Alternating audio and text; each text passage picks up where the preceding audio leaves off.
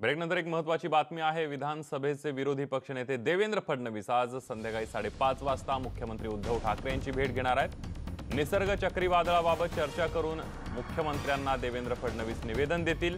दादरच्या बाळासाहेब ठाकरे राष्ट्रीय स्मारकामध्ये मुख्यमंत्री उद्धव ठाकरे आणि विरोधी पक्षनेते देवेंद्र फडणवीस यांच्यामध्ये चर्चा होणार आहे। अधिक माहिती घेऊयात। विवेक कुलकर्णी आपले प्रतिनिधी आपल्या सोबत आहेत। विवेक, 2 दिवसांचा दौरा करून आल्यानंतर देवेंद्र फडणवीस मुख्यमंत्र्यांची भेट घेऊन निवेदन देणार आहेत। काय सांगशील या भेटीबद्दल? संदीप, या दौऱ्यादरम्यानच देवेंद्र फडणवीस यांनी स्पष्ट केलं होतं की या सगळ्या लोकांच्या समस्या जाणून घेतल्यानंतर ह्या सगळ्या निसर्ग चक्रीवादळामुळे जे काही नुकसान झालं त्याबद्दलचं निवेदन घेऊन आपण उद्धव ठाकरेंना भेटणार असं देवेंद्र फडणवीस यांनी या दौऱ्यादरम्यान सांगितलेलं होतं।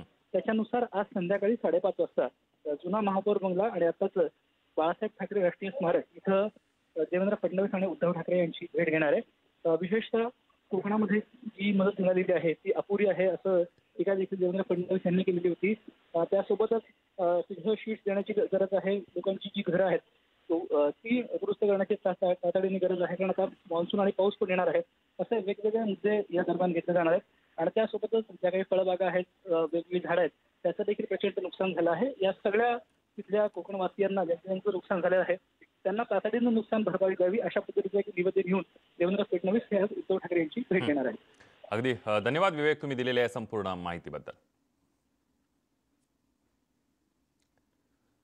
यानंतर एक ब्रेकिंग बातमी आपण बघणार आहोत। केंद्रीय पथक मंगळवारी रायगड आणि रत्नागिरीचा दौरा करणार आहे। निसर्ग चक्रीवादळ नुकसानाची पाहणी करणार आहेत। नागाव, चौल, दिव्यागार, श्रीवर्धन, मंडणगड आणि दापोली भागाची केंद्रीय पथकाकडून पाहणी करण्यात येणार आहे। मंगळवारी मुरुडमधील अधिकारी त्यांच्याशी चर्चा सुद्धा करणार आहेत। प्रफुल्ल साळुंखे आपले प्रतिनिधी आपल्या सोबत आहेत। प्रफुल्ल, केंद्राच्या पथक यायला उशीर झालाय असं म्हटलं तरी चालेल, पण आता मंगळवारी केंद्रीय पथक पाहणी करणार आहे।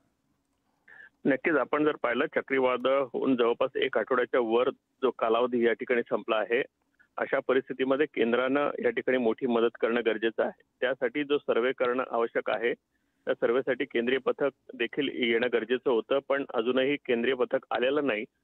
आता जी माहिती मिळाली आहे त्यानुसार मंगळवारी हे केंद्रीय पथक रायगड आणि रत्नागिरी या जिल्ह्यांचा दौरा करेल। 2 दिवसांचा दौरा असेल। रायगडमध्ये हे पथक अधिकाऱ्यांशी चर्चा देखील करेल आणि संपूर्ण परिस्थितीचा आढावा घेईल आणि त्यानंतर पुढचा त्यांचा रायगडचा दौरा असेल।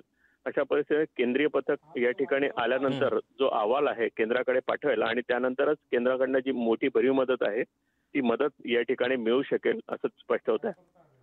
अगदी प्रफुल्ल, धन्यवाद तुम्ही दिलेल्या संपूर्ण माहितीबद्दल।